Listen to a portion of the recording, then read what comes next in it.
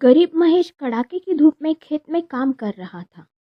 महेश कहता है, इस कड़ाके की धूप में काम करते करते मेरी हालत खराब हो गई। तभी उस खेत का मालिक बंसीलाल वहां आता है। तब बंसीलाल कहता है, अबे ओ 2 कौड़ी के गरीब इंसान, आज पूरे खेत की जुताई हो जानी चाहिए, वरना मार मार कर तेरी चमड़ी लाल कर दूंगा। मोहन कहता है, जी मालिक।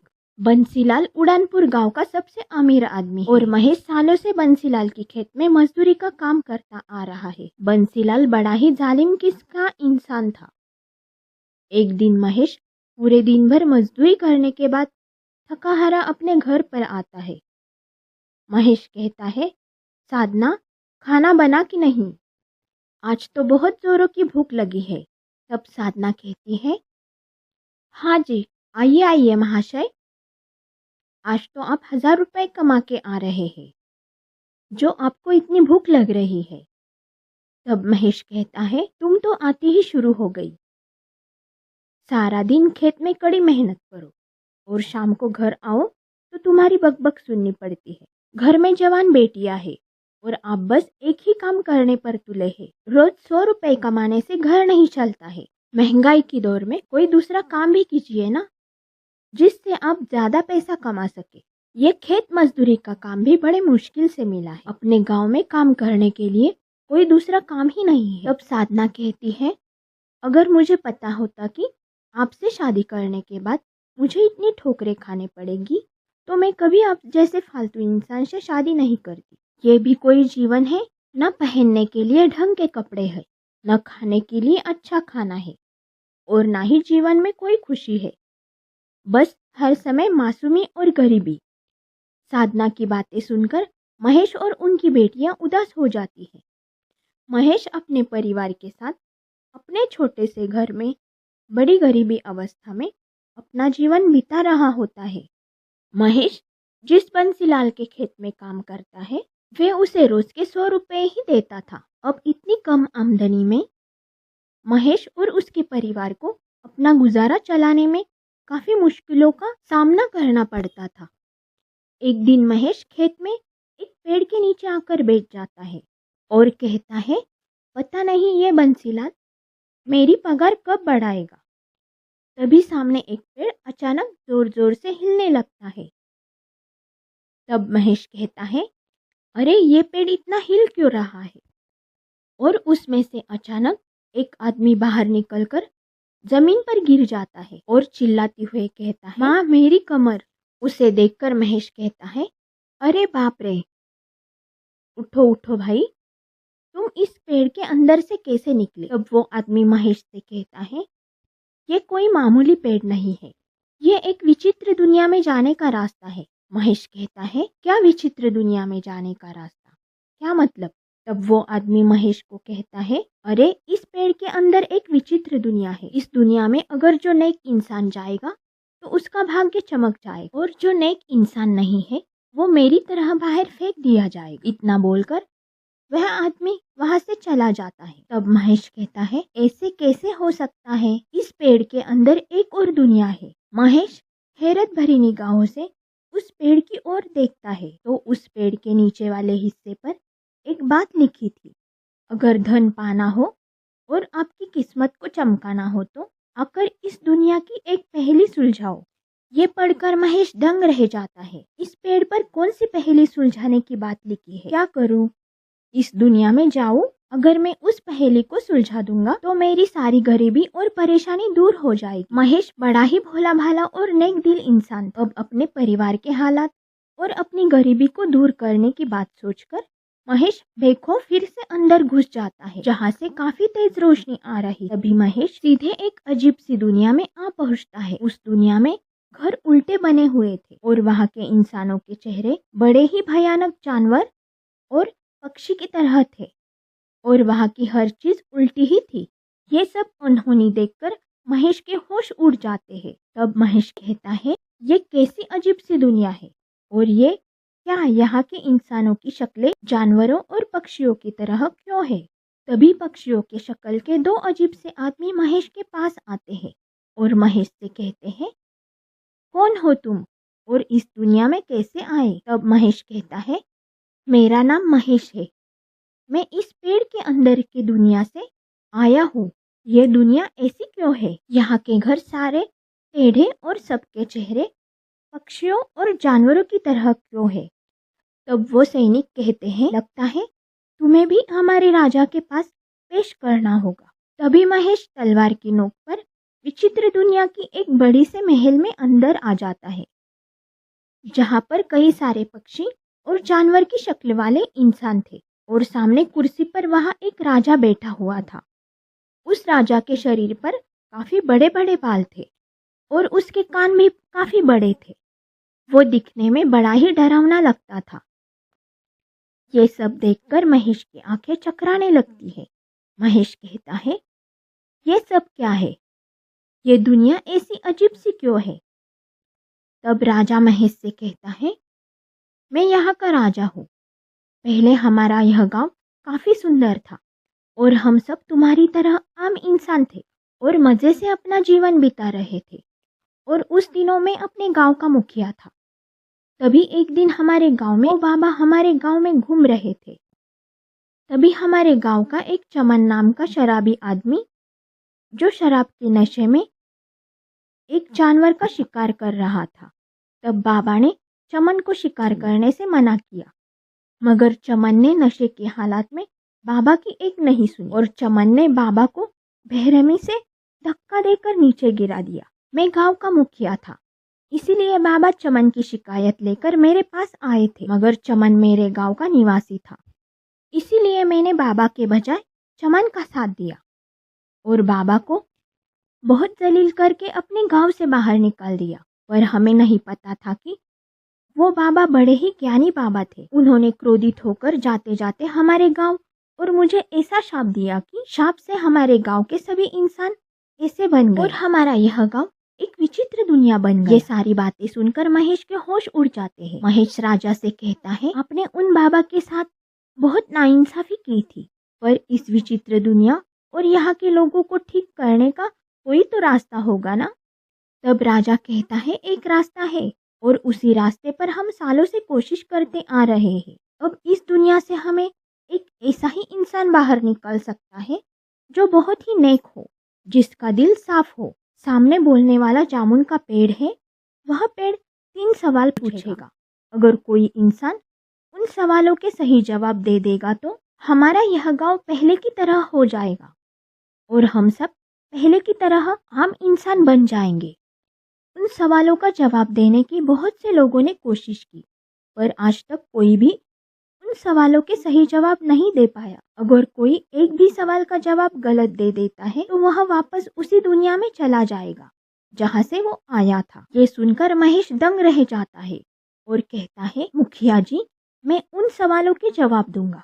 फिर महेश उस विशाल जामुन के पेड़ के पास आता है और कहता है, वृक्ष देवता, मेरा नाम महेश है। मैं एक नेक काम करने के इरादे से आपके पास आया हूँ। कृपया आप मेरी सहायता कीजिए।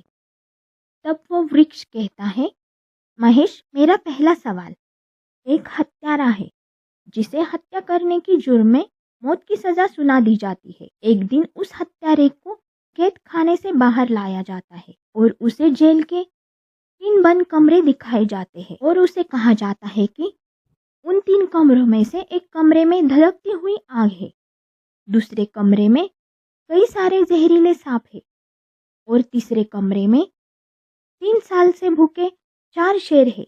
अब तुम्हें किसी एक कमरे में जाना होगा, तो बताओ महेश, हत्यारे को किस कमरे में जाना चाहिए जहां उसकी जान बच जाए?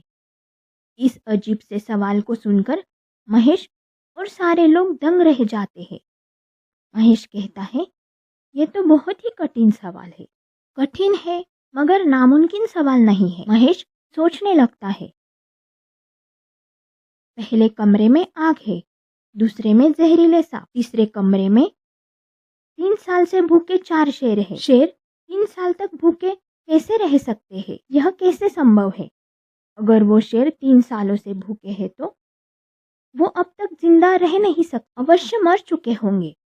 इसका मतलब इस प्रश्न का सही जवाब कमरा नंबर 3। महेश कहता है, वृक्ष देवता, इस प्रश्न का जवाब है कमरा नंबर 3। वो हथियार कमरा नंबर 3 में जाएगा क्योंकि 3 साल से भूखे शेर अब तक मर चुके होंगे। उस हत्यारे की जान कमरा नंबर 3 में जाकर बच जाएगी। वृक्ष देवता कहते हैं, सही जवाब महेश, तुमने पहला पड़ाव पार कर लिया है। ये सुनकर सब बड़े खुश होते हैं और कहते हैं, अरे वाह महेश, तुमने पहला जवाब तो सही दे दिया। तब वृक्ष देवता दूसरा सवाल पूछते हैं। अब दूसरा सवाल सुनो महेश, 2 जुड़वा बच्चों का जन्म मई में हुआ था पर उनके जन्मदिन जून में है, ये कैसे संभव है? महेश कहता है, बाप रे, ये तो काफी मुश्किल सवाल है। ये कैसा सवाल है? मई में जन्म हुआ और जून में जन्मदिन है, ये तो काफी अजीब सा सवाल है। इसका जवाब क्या होगा? महेश परेशान होकर सोचने लगता है और कहता है, मई में जन्म हुआ है तो जून में जन्मदिन कैसे हो सकता है? क्या है यह पहेली? मुझे यह पहेली सुलझानी ही होगी। महेश ने अपने दिमाग पर जोर लगाया और अचानक से उसके दिमाग की घंटी बज गई। मई तो हमारे पास वाले गांव का नाम है। इसका मतलब बच्चे हमारे पास वाले गांव में पैदा हुए और उनका जन्म जून महीने में हुआ है। वृक्ष देवता, इस प्रश्न का सही जवाब है वे जुड़वा बच्चे। मई महीने में नहीं, मई नाम के गांव में पैदा हुए हैं और उनका जन्मदिन जून महीने में आता है। वृक्ष देवता कहते हैं, सही जवाब, तुम तो अति ज्ञानी हो महेश। महेश के साथ के लोग कहते हैं, वाह वाह,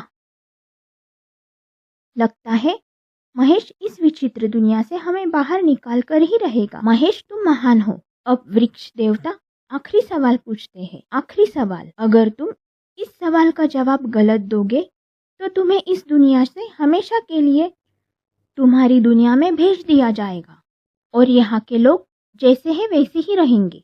यह सुनकर सब घबरा जाते हैं। महेश के साथ के लोग महेश से कहते हैं, महेश, हम सब की उम्मीदें तुमसे जुड़ी हुई है, कृपया जवाब ध्यान से देना। महेश कहता है, भगवान ने चाहा तो सब ठीक होगा, आप चिंता मत करिए।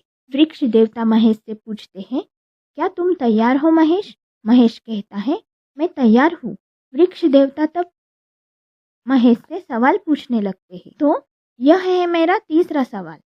एक आदमी 1935 में पैदा हुआ है और 1935 में ही उसकी मृत्यु हो गई, लेकिन मरते समय उसकी उम्र 70 साल की थी। बताओ महेश, ऐसा कैसे हो सकता है?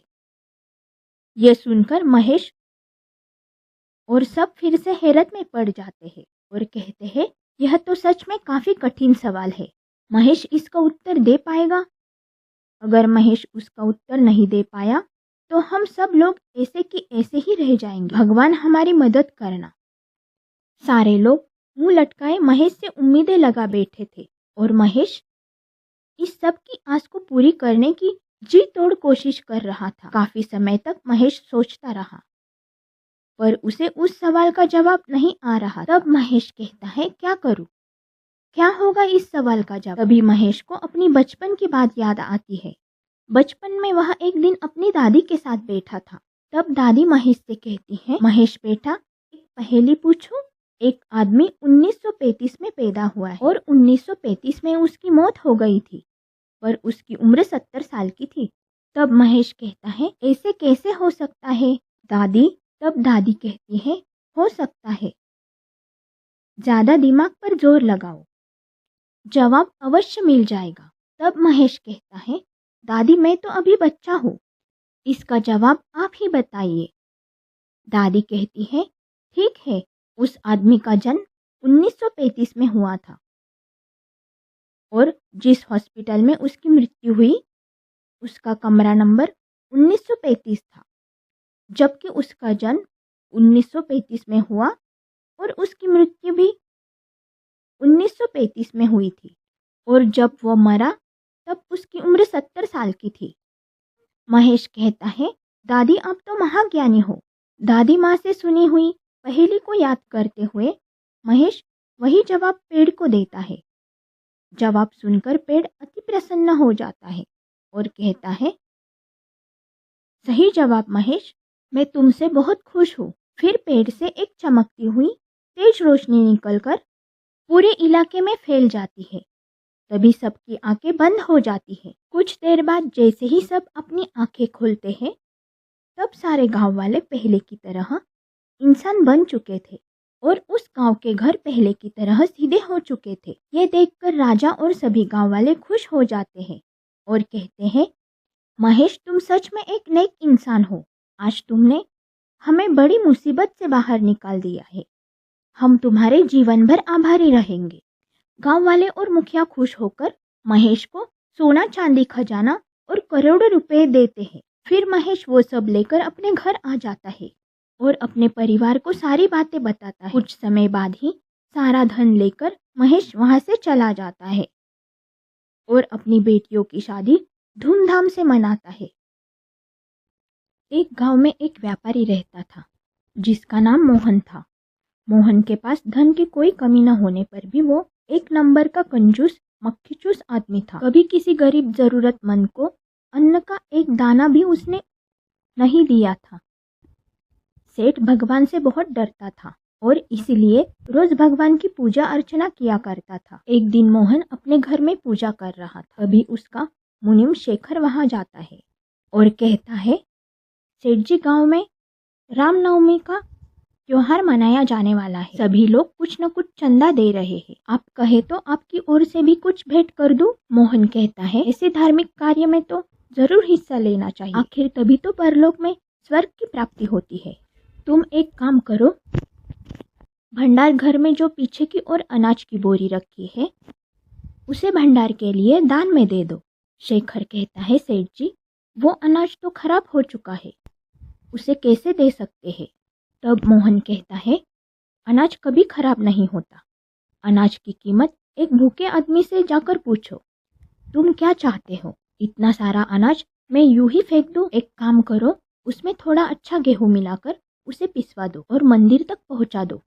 सेठ की बात सुनकर मुनीम शेखर चक्कर खा जाता है। सेठ के कर्म तो इतने बुरे हैं और इच्छा तो देखो स्वर्ग जाने की करते हैं। ऐसे झूठ आदमी को भला स्वर्ग की प्राप्ति कैसे हो सकती है? मुनीम अपने कर्तव्य से बंधा हुआ, इसलिए न चाहते हुए भी वो आटे की बोरियां मंदिर में दे आता है। भंडार में सेठ के दिए हुए जरिए अनाज की पूरियां बनती है जिसे पूरा गांव खा लेता है। अगले दिन गांव में हर तरफ लोग उल्टियां करते दिखाई दे रहे थे।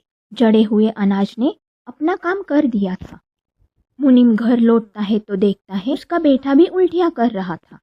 मुनीम अपने बेटे से पूछता है, बेटा राजू, क्या तुमने भी कल भंडारे से लेकर खाना खाया था? जी पिताजी, लेकिन अब न जाने क्यों मेरे पेट में मरोड़ उठ रही है और उल्टियां हो रही है। मुनीम को समझते देर न लगी। ये सब उसी सड़े अनाज के कारण हो रहा है। अपने बेटे की ऐसी हालत देखकर मुनीम उसे लेकर अस्पताल जाता है। डॉक्टर के उपचार से कुछ ही दिन में वो बिल्कुल ठीक हो जाता है। राजू तो ठीक हो गया था, किंतु शेखर सेठ से उसके नीचे कर्म का बदला लेना चाहता था ताकि आगे से वह इस तरह लोगों की जिंदगी से न खेले। कुछ दिन बीत जाते हैं।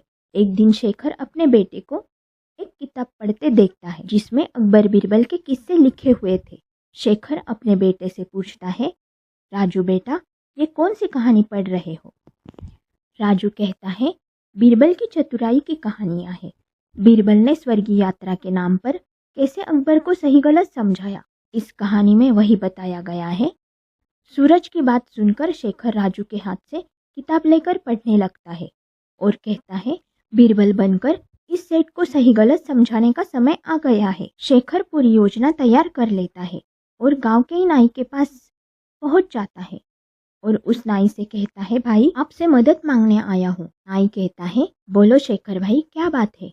3 दिन पहले पूरे गांव में उल्टी और पेट दर्द से लोग बेहाल थे। ये मेरे सेठ मोहन के कारण हुआ था। उन्होंने सड़ा गला अनाज भंडारे में दान कर दिया, जिसके कारण पूरे गांव की हालत ऐसी हो गई। नाई कहता है, ये तो बहुत गलत बात है और बहुत गलत हुआ। अनाज खाने के कारण गांव के कई बूढ़े और बच्चों की मौत हो गई। उस दुष्ट पापी को तो सजा मिलनी ही चाहिए, लेकिन हम कर ही क्या सकते हैं? शेखर कहता है, क्या कर सकते हैं? बस तुम्हें सेठ के घर उनकी दाढ़ी बनाने जाना है। इसके बाद शेखर नाई के कान में फुसफुसाते हुए पूरा प्लान समझा देता है। अगले दिन नाई सेठ के दरवाजे पर पहुंच जाता है और सेठ से कहता है, अरे सेठ जी, आप तो कई दिनों से हमारी दुकान पर आए ही नहीं, तो मैंने सोचा आज मैं खुद जाकर आपकी हजामत बना दूं। सेठ कहता है, अच्छा आओ। नाई दाढ़ी बनाते हुए इधर उधर की बात करना शुरू कर देता है और कहता है, हुजूर, आपके आंगन में ये कौवा आकर बार बार बोल रहा है, जिसका मतलब आप समझते ही होंगे। सेठ कहता है, कौवे की भाषा हम कैसे समझ सकते हैं, तुम समझते हो क्या? नाई कहता है, बिल्कुल हुजूर, मैं समझता हूँ। सेठ कहता है, अच्छा तो बताओ ये कौवा क्या बोल रहा है? नाई कहता है, ये कौवा कह रहा है, ये आपके माता पिता और दादा की खबर लेकर आया है, वे आपको स्वर्ग में बहुत याद करते हैं। सेठ कहता है, क्या सचमुच ये मेरे पूर्वजों का संदेश देने आया है? ये कौवा बार बार कह रहा है कि आप तो उन सभी को भूल ही गए हो, ऐसा नाई कहता है। आपने उनकी खोज खबर लेने के लिए किसी को नहीं भेजा? तब सेठ कहता है, ये क्या बोल रहे हो? भला कोई जीवित अवस्था में स्वर्ग में जाकर किसी की खोज खबर कैसे ले सकता है? नाई कहता है, आप तो बहुत भोले हैं हुजूर, क्या सचमुच में ही जानते हैं कि स्वर्ग की यात्रा की जा सकती है?